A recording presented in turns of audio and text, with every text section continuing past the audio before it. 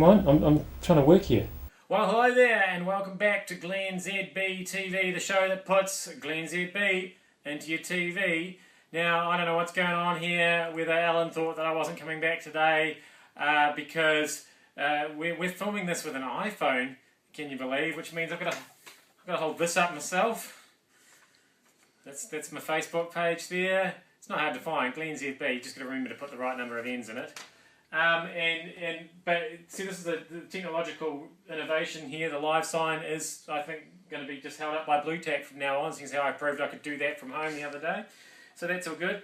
Oh, Ed's filming this, by the way. Normally he's holding up that live sign, and you can see he's done one of these, but he obviously wasn't watching last week. I did one of these, so that's just a waste of resources right there. That's just glennzb budget down the drain.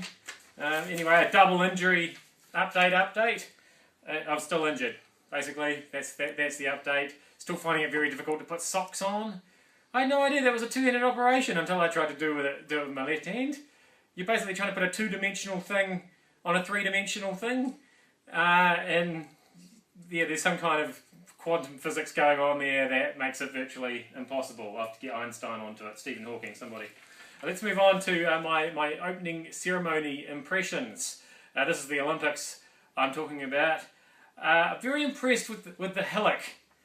You know what I mean? There's like a sort of an asymmetrical small hill, small rise, a bump in the Olympic Stadium there, which a lot of the main events happened on. The flags all ended up up it. People marched up it. But the domestic manager kept referring to it as a grassy knoll, which I thought didn't bode well for any security problems that might come up, because to the best of my knowledge, the only time you have a grassy knoll is when you're doing an assassination attempt. So I do hope that they can get that out of the way by the time they start the track and field events, because I can't help thinking it's going to give them an unfair advantage while they're trying to do the records and things like shot put, javelin, any of those throwing events. If they're standing on the top of that thing, they're going to get a little bit more distance, I'm thinking, especially if they've got a tailwind. But anyway, that'll seem to work. Apart from the mystery Indian woman, did you see that? India comes in, and there's just like this mystery woman in a red shirt, blue trousers, walking right up the front.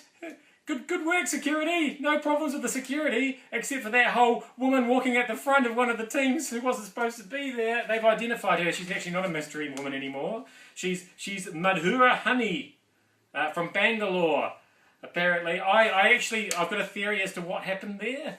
I wonder if perhaps they just thought that she was the flag, and that they were going to have to bear her. Because here's a picture of the Indian flag. I had to print this in black and white, because he had wasted all the money writing out signs that we didn't need, because I could have used last week's sign.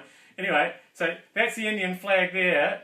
It gives you a rough idea. Not quite sure what the colours are, but if you take this picture of Madhura Honey here, that's her, and you turn it that way, can you see that, especially that oval part? I reckon that looks very, very similar, so you can see how they got confused. Now, so that's the mystery woman who's no longer a mystery. We've got a missing girl who's no longer missing as well. So that was good news. She turned up last night or yesterday. So that's all good. Very odd, this whole thing, isn't it? The missing girl. But anyway, she seemed happy enough yesterday when they were doing the press conference. I've got a picture of her there.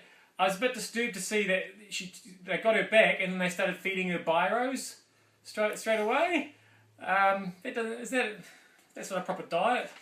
I wouldn't have thought. Maybe she would have been better off with who had her. I don't know. And we'll finish with talk of the Christchurch Blueprint, which is being released this evening. A whole new Christchurch. Apparently they fell over or something a year and a half ago or something. So I've got a little map of Christchurch here. This is my prediction of what they're going to do to make Christchurch better than it is now. So there's my map of Christchurch, and what they need to do is obviously they just get rid of that, and then we just take that, alright, put that in there, give them one of those. If they had one of those, they'd be feeling so much happier, don't you think? Anything right about now? I think they'd be a lot happier if they had one of those.